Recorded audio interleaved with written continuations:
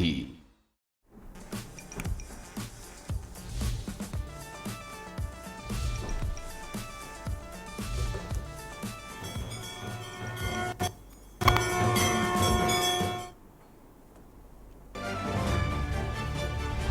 केंद्रीय फिल्म प्रमाणन बोर्ड के अध्यक्ष एवं प्रसिद्ध गीतकार प्रसून जोशी ने सीएम धामी से की मुलाकात। उत्तराखंड सदन में बैठकर लोकसभा चुनाव में प्रचंड जीत की दी बधाई।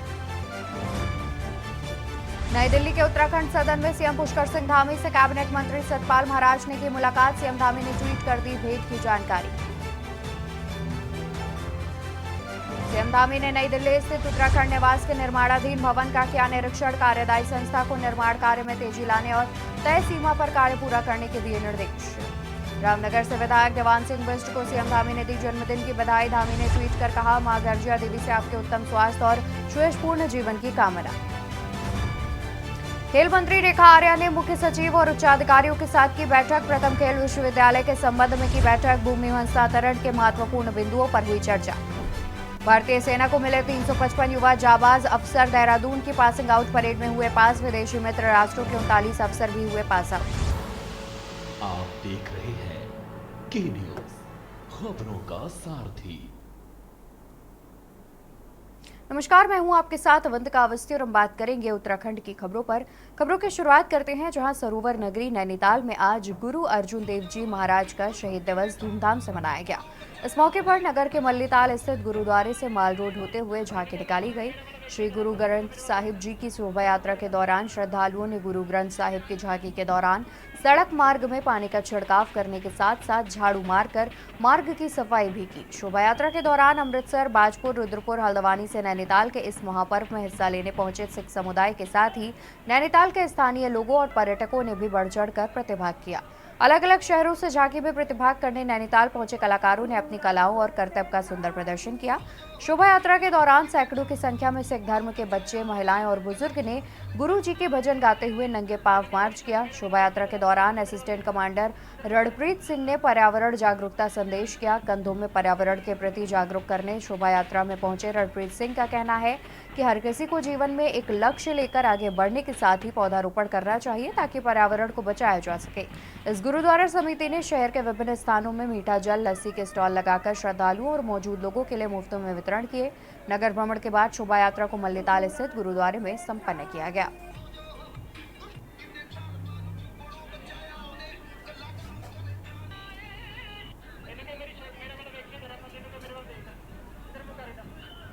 ये हमारे पांचवें गुरु श्री गुरु अर्जुन देव जी महाराज जी के मुख रखते काफ़ी सालों से नैनीताल में शहीदी दिवस मनाया जाता है। उसी उपलक्ष्य में आज ये शहीदी दिवस मनाया जा रहा है। इसमें काफ़ी संगतें जो अपने नेबरहुड की हैं वो इसमें आते हैं और बढ़ चढ़ के हिस्सा लेते हैं। उसी उपलक्ष्य में विभिन्न कार्यक्रम हो रहे हैं और नगर कीर्तन की तैयारी हो रही है। बस कुछ ही क्षण में नगर कीर्तन, विशाल नगर कीर्तन प्रारंभ होने वाला है। देखिए, जब हम जन्म लेते हैं और जब तक हमारी मृत्यु नहीं होती उसके बीच में हम एक जीवन जीते हैं। मेरा ये मानना है कि इस पूरे जीवन जीने में हमारा आत्मिक ज्ञान बढ़ना चाहिए और हमें कहीं ना कहीं इस बात का बोध होना चाहिए कि हमें जीवन में क्या करना चाहिए और क्या नहीं करना चाहिए। बातें बहुत सरल हैं लेकिन उसको मनन करना, उस पर चलना थोड़ा सा कठिन है। आते हैं नैनीताल के अंदर सारे बहुत ही उत्साह होता है। हर स्टेट के लोग आते हैं यहाँ पे, रुद्रपुर, काशीपुर, हर जगह से लोग आते हैं और हम लोगों में बहुत उत्साह है। नैनीताल की स्त्री सत्संग सभा से हैं, स्त्री सत्संग सोसाइटी से हैं।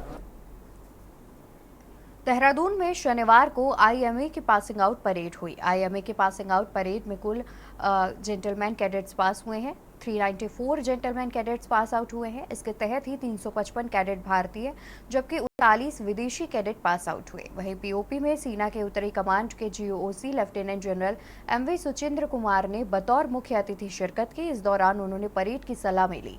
बता दें कि 355 जेंटलमैन कैडेट पास आउट होकर भारतीय थल सेना में अधिकारी बन गए। साथ ही मित्र राष्ट्रों के 39 कैडेट मित्र राष्ट्रों के भी पास आउट हुए। पास आउट परेड में के दौरान सभी जेंटलमैन कैडेट पर हेलीकॉप्टर की मदद से फूलों की वर्षा की गई। वहीं परेड में जेंटलमैन कैडेट का जोश देखते ही बन रहा था।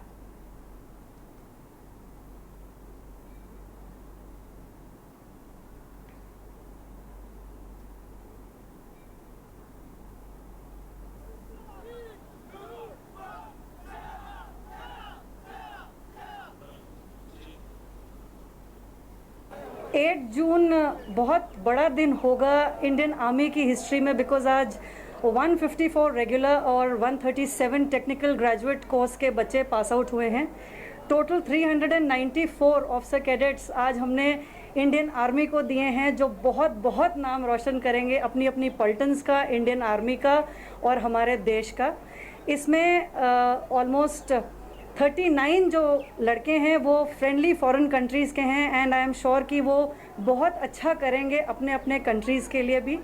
इसमें से जो हमारे इंडियन कैडेट्स हैं उनको मैं विश करना चाहूँगी और बाकी फॉरेन कंट्री के बच्चों को भी विश करना चाहूँगी कि may they have a wonderful life ahead, may they have a life which is full of adventure, happiness. सैनिक स्कूल सतारा का स्टूडेंट हूँ। मेरे पापा आर्मी से रिटायर्ड है, लांस रैंक ऑर्डिनेंस में थे, एंड उन्हीं से मुझे इंस्पिरेशन मिली आर्मी ज्वाइन करने की, और उन्होंने ही मुझे मोटिवेशन दिया और इंस्पिरेशन दिया और गाइडेंस भी दिया, जिसके रहते मैं सैनिक स्कूल सतारा में गया और उसके पश्चात मैंने एनडीए ज्वाइन किया। फार्मर हैं, उन्होंने जब मैं बचपन में छोटा था तब उन्होंने एक प्रण लिया कि वो मुझे और मेरे माता जी को शिक्षा ग्रहण कराएंगे, जिसके कारण मेरा सिलेक्शन 2013 में एक स्कॉलरशिप स्कूल जिसका नाम विद्या ज्ञान स्कूल जो कि सीतापुर में है उसमें सिलेक्शन हुआ। मैंने 7 साल वहाँ अच्छे से मेहनत से पढ़ाई की। उसके बाद 2020 में मैंने नेशनल डिफेंस एकेडमी के एग्ज़ाम के लिए मैंने तैयारी की और उसमें मेरा सिलेक्शन पहले अटेम्प्ट में ही हो गया। फिर उसके बाद 3 साल की नेशनल डिफेंस एकेडमी में training and then 1 year of training here, और आज मेरे कंधों पर जो सितारे लगे हैं वो मेरे माता पिता जी के मेहनत के कारण है। विश्व प्रसिद्ध नैनीताल जिले के कैचीधाम मंदिर में 15 जून को लगने वाले मेले को लेकर जिला प्रशासन और पुलिस प्रशासन ने तैयारियां शुरू कर दी है। इस बार मेले पर भारी संख्या में श्रद्धालुओं की भीड़ पहुंचने की उम्मीद है, जिसको देखते हुए पुलिस प्रशासन ने अभी से तैयारी शुरू कर दी है। पुलिस क्षेत्राधिकारी नितिन लोहनी ने बताया कि पिछले साल मेले में बाबा नीम करोली के दर्शन करने के लिए 2.5 लाख से अधिक श्रद्धालु पहुंचे थे। इस बार संख्या दोगुनी होने की उम्मीद है, जिसको देखते हुए तैयारी शुरू कर दी गई है। बाहर से आने वाले श्रद्धालुओं के लिए आने जाने के लिए व्यवस्था की जा रही है, जहां शटल सेवा लगाई जाएगी, तो वहीं निजी गाड़ियों के लिए भवाली में पार्किंग स्थल बनाए जा रहे हैं। मेले के दिन मंदिर परिसर तक किसी को भी वहां ले जाने की अनुमति नहीं होगी। देखिए, पिछले साल भी हमने कैंची मेले में करीब 2.5 लाख के आसपास का फुटफॉल देखा था और बहुत इफेक्टिवली मैनेज हुआ था। हम आशा करते हैं इस बार भी इफेक्टिवली मैनेज होगा। जो हमारा ट्रैफिक प्लान रहेगा वो लगभग पिछले बार जैसा ही होगा, कुछ उसमें एडिशंस होंगे। जैसे जो भीमताल के वाया भीमताल जो गाड़ियाँ जाएंगी वो नैनी बेंड और तिरछा खेत वाली पार्किंग में वहाँ पे रुकवाए जाएंगे वाहन। इसके अलावा नगर पालिका का ग्राउंड है, करीब 350 गाड़ियों की वहाँ पे हमारे पार्किंग स्पेस है। जो गेठिया और जोलीकोट से होते हुए जाएंगी गाड़ियाँ, उनके लिए सैनिटोरियम वाली पार्किंग है। सैनिटोरियम से राती घाट को रास्ता आता है, वो पार्किंग का इस्तेमाल किया जाएगा। कैंची की जो अपनी पार्किंग है वो हम आमतौर पर रहता है कि एक दिन पहले ही भर जाती है, और जो बाहर से आने वाली गाड़ियां हैं उनके लिए हम खैरना में पार्किंग करवाएंगे। ये वहाँ इन पार्किंग्स में जो हमारे जो यात्रीगण हैं वो अपने गाड़ियों को पार्क करने के बाद वहाँ से शटल के माध्यम से ही गाड़ियाँ आगे जाएंगी। शटल के माध्यम से जो हल्द्वानी से होके गाड़ियाँ जा रही हैं या जोलीकोट के माध्यम से या भीमताल से होते हुए जा रही हैं, वो वन विभाग के बैरियर तक जाएंगी, वहाँ से लोग पैदल जाएंगे। खबर विकासनगर से है, जहां काल का ग्रास ने फिर एक युवक को अपना शिकार बना लिया। गाजियाबाद से अपने साथियों के साथ घूमने आए एक युवक की यमुना नदी में नहाते समय डूबकर मौत हो गई। बता दें कि मौत की नदी बनती जा रही यमुना नदी पिछले करीब 6 माह से करीब 1 दर्जन जिंदगियों को ले चुकी है। बावजूद इसके ना तो घटनाओं से पर्यटक कोई सीख ले रहे हैं और ना ही प्रशासन इन घटनाओं को रोकने के लिए कोई ठोस व्यवस्था ही कर पा रहा है, जिसके जल पुलिस और एसडीआरएफ टीम की मदद से नदी से निकालकर उप जिला चिकित्सालय विकासनगर पहुंचाया गया, जहां चिकित्सकों ने उसे मृत घोषित कर दिया। बहरहाल अब इस मामले को लेकर स्थानीय पुलिस अपनी अग्रिम कार्रवाई में जुट गई है।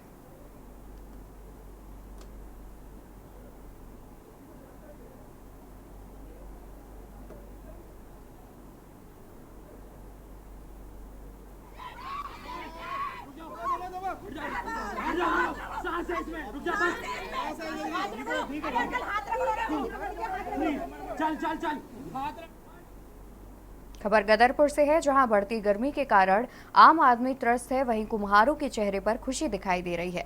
इसकी वजह है मिट्टी के घड़ों की बिक्री बढ़ जाना। बदलते समय में फ्रिज ने भले ही घड़े का स्थान ले लिया हो, लेकिन उसके बाद भी मिट्टी के घड़े की मांग अपनी है। अलबत्ता गर्मियों में घड़े की ये मांग बहुत बढ़ जाती है। इस बार भीषण गर्मी पड़ रही है, इस वजह से इन दिनों टोटी लगे घड़े की बिक्री जोरों पर है। घड़े से निकलने वाली सोंधी सोंधी खुशबू जहां पानी के स्वाद को बढ़ा देती है, वहीं इससे मिलने वाले पोषक तत्वों से डाइजेशन सिस्टम भी मजबूत होता है। घड़ों की बढ़ती मांग से कुम्हार भी खुश दिखाई दे रहे हैं।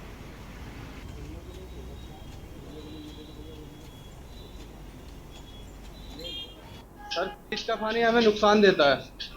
हम धूप में काम करते हैं तो हमें सर्द गर्म बन जाता है, इसलिए हम मटके का पानी पीते हैं, हमें नुकसान नहीं देता।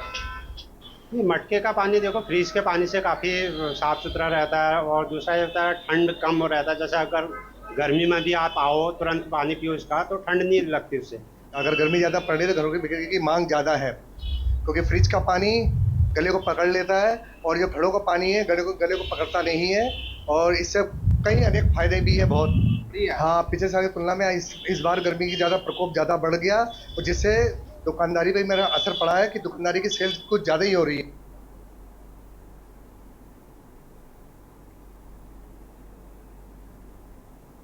इसी बीच सीधा रुख करेंगे राजधानी दिल्ली का। तस्वीरें आपको दिखा देते हैं जहां पर प्रधानमंत्री नरेंद्र मोदी राजघाट पहुंचे हुए हैं। तस्वीरें हम आपको दिखा रहे हैं, राजधानी दिल्ली से तस्वीरें सामने आ रही हैं।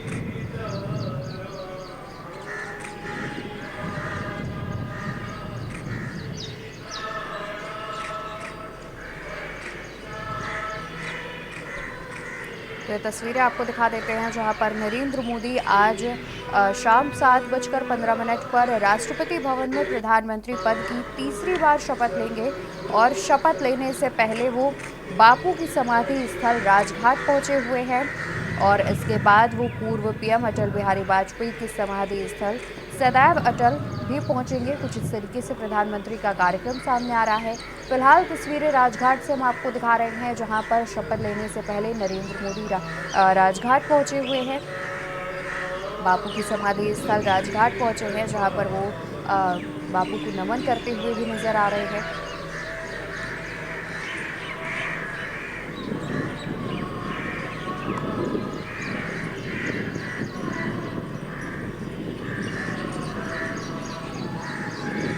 राजघाट से वापस होते हुए प्रधानमंत्री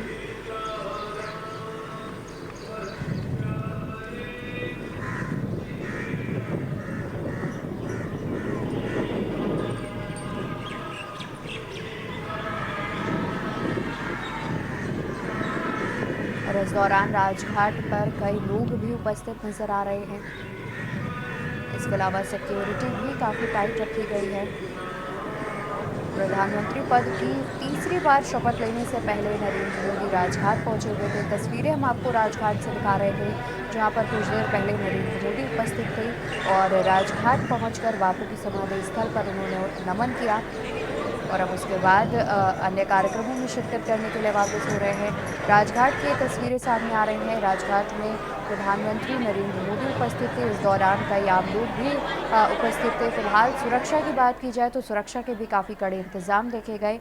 जानकारी के अनुसार कुछ ही देर में नरेंद्र मोदी अटल बिहारी वाजपेयी की समाधि स्थल सदैव अटल पर भी जाएंगे, और इसके बाद वॉर मेमोरियल भी जाएंगे नरेंद्र मोदी।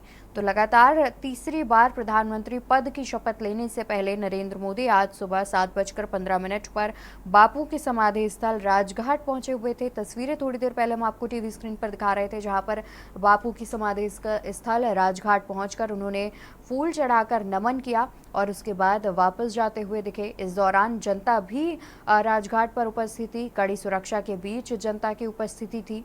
तस्वीरें आपको दिखा रहे हैं जहां पर राजघाट से तस्वीरें सामने आ रही हैं। प्रधानमंत्री राजघाट से वापस होते हुए प्रधानमंत्री पद की तीसरी बार शपथ लेंगे आज नरेंद्र मोदी। लगातार तीसरी बार शपथ लेंगे नरेंद्र मोदी। शपथ लेने के साथ ही मोदी पूर्व प्रधानमंत्री पंडित जवाहरलाल नेहरू के लगातार 3 बार प्रधानमंत्री बनने के करीब 62 साल के पुराने रिकॉर्ड की बराबरी कर लेंगे। आपको बता दें कि नेहरू लगातार 3 बार विजयी होकर प्रधानमंत्री बने थे, लेकिन इस बार इसमें अलग ये है कि नेहरू की सरकार पूर्ण बहुमत की थी। हालांकि इस बार मोदी की तीसरी पारी गठबंधन की बुनियाद पर चलेगी। जहां एनडीए को तो पूर्ण बहुमत था, बहुमत से ज़्यादा सीटें मिली थी, लेकिन बीजेपी को पूर्ण बहुमत नहीं मिला था, जिसके बाद इस बार गठबंधन की बुनियाद पर तीसरी पारी मोदी की चलेगी।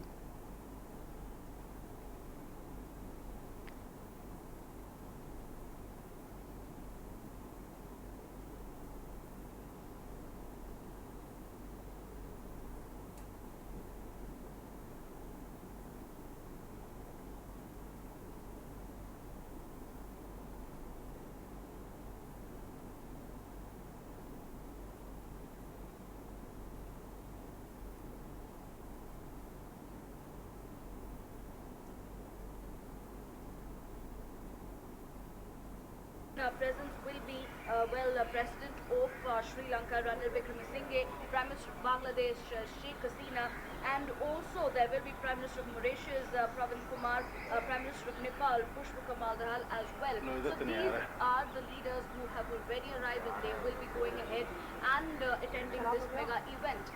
So we see how important it is for the NDA, for the BJP, and also Prime Minister Narendra Modi, who will be taking oath for his third term, because it is indeed a rare scenario. On the other hand, coming up next, we will be getting you all the live updates and visuals of Prime Minister ahead of him taking his oath next week.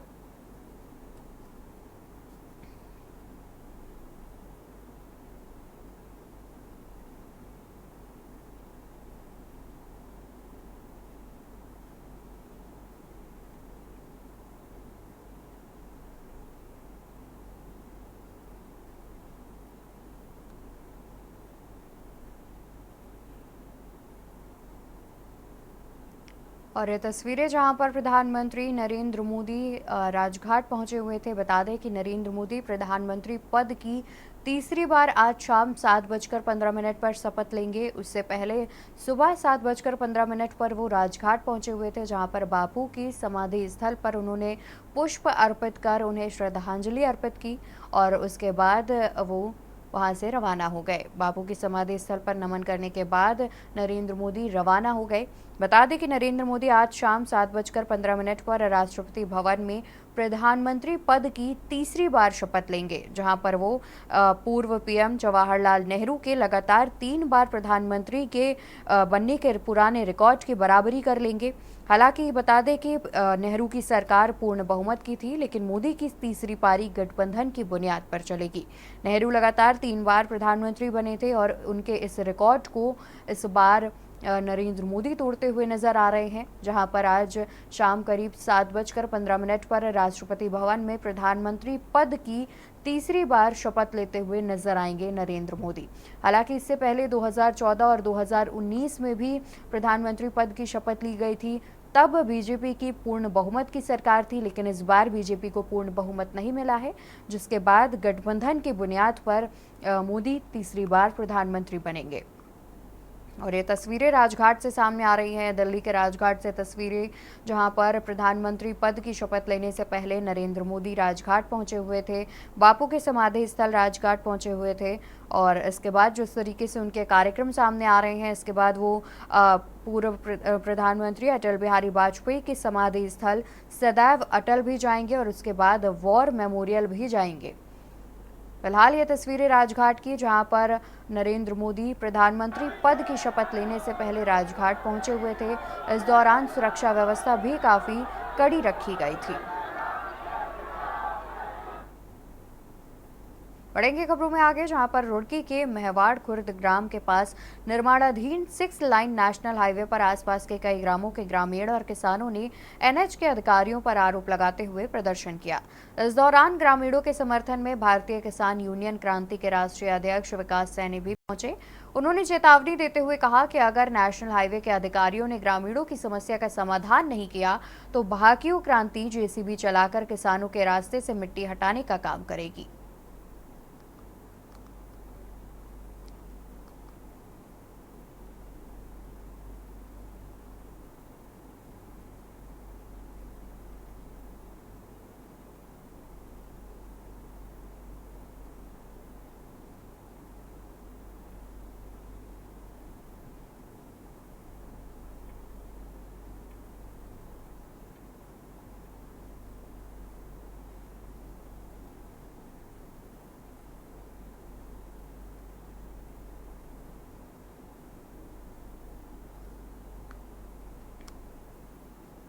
और वहीं अब हम आपको तस्वीरें दिखाएंगे war memorial की, जहां पर प्रधानमंत्री पद की शपथ लेने से पहले नरेंद्र मोदी वॉर मेमोरियल भी पहुंचे हुए हैं। और ये तस्वीरें सामने आ रही हैं दिल्ली के वॉर मेमोरियल से, ये तस्वीरें हैं।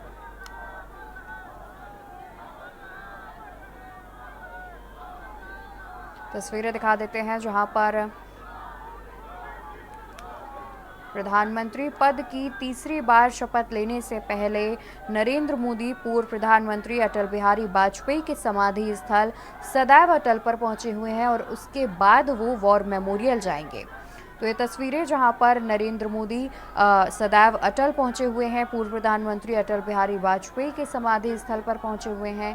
यहां पर वो उन्हें श्रद्धांजलि अर्पित करते हुए, उनको नमन करते हुए नजर आ रहे हैं। इसके बाद उनके वॉर मेमोरियल जाने का कार्यक्रम भी सामने आ रहा है। बता दें कि इस बार तीसरी बार प्रधानमंत्री पद की शपथ लेंगे नरेंद्र मोदी और एनडीए के गठबंधन में ये सरकार चलेगी। इस बार बीजेपी को पूर्ण बहुमत नहीं मिला है, जिसके बाद गठबंधन के तर्ज पर ये सरकार चलेगी। तीसरी पारी गठबंधन के बुनियाद पर चलेगी। इससे कुछ देर पहले तस्वीरें दिखा रहे थे जहां पर नरेंद्र मोदी राजघाट पहुंचकर बापू की समाधि पर उन्होंने श्रद्धांजलि अर्पित की और मोदी इसके बाद अब पूर्व प्रधानमंत्री अटल बिहारी वाजपेयी की समाधि सदैव अटल पहुंचे हुए हैं, जहां पर सदैव अटल पर पूर्व बिहारी वाजपेयी को श्रद्धांजलि अर्पित करने के बाद, नमन करने के बाद वॉर मेमोरियल जाएंगे। जानकारी सामने आ रही है जहां पर राजघाट के बाद सदैव अटल पहुंचे हैं। राजघाट में बापू को नमन करने के बाद सदैव अटल पर पूर्व प्रधानमंत्री अटल बिहारी वाजपेयी को नमन कर रहे हैं और उसके बाद वॉर मेमोरियल के ओर बढ़ते हुए नजर आ रहे हैं।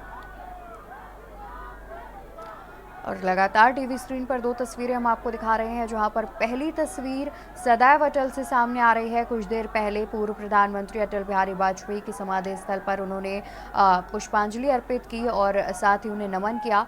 तो वहीं दूसरी तस्वीर राजघाट से दिखा रहे हैं, जहां पर बापू के समाधि स्थल पर पहुंचे हुए थे नरेंद्र मोदी। वहां पर उन्होंने पुष्पांजलि अर्पित कर उन्हें नमन किया और इसके बाद जानकारी है कि इन दोनों ही कार्यक्रमों के पूर्ण होने के बाद वो वॉर मेमोरियल की ओर बढ़ते हुए दिखेंगे। सुरक्षा व्यवस्था की बात की जाए तो दोनों ही जगहों पर काफ़ी कड़ी सुरक्षा व्यवस्था की गई थी। लगातार उनके साथ सुरक्षाकर्मी मौजूद नजर आ रहे थे।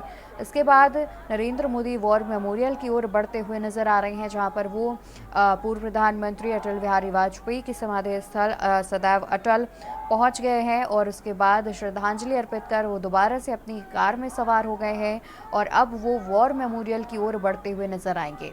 तो दो तस्वीरें टीवी स्क्रीन पर, जहां पर पहली तस्वीर में सदैव अटल पर पहुंचे हुए थे नरेंद्र मोदी और दूसरी तस्वीर जहां पर कुछ देर पहले राजघाट पहुंचे हुए थे।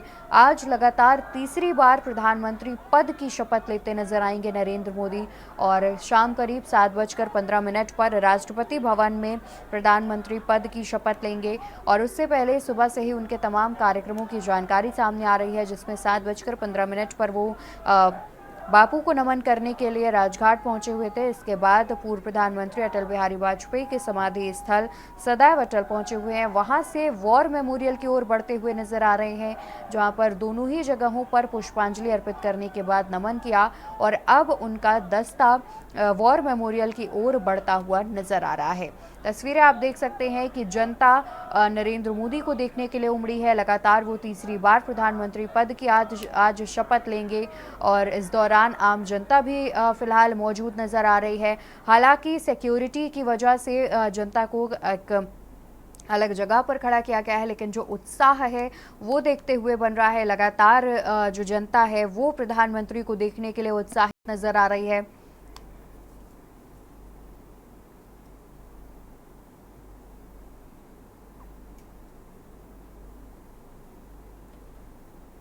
और ये दो तस्वीरें जहां पर प्रधानमंत्री नरेंद्र मोदी पहले राजघाट पहुंचे हुए थे और उसके बाद सदैव अटल, जहां पर पुष्पांजलि अर्पित करने के बाद उन्होंने नमन किया। फिलहाल उत्तराखंड की खबरों में मेरे साथ इतना ही। आप देखते रहिए के न्यूज़ इंडिया। नमस्कार। आप देख रहे हैं के न्यूज़, खबरों का सारथी।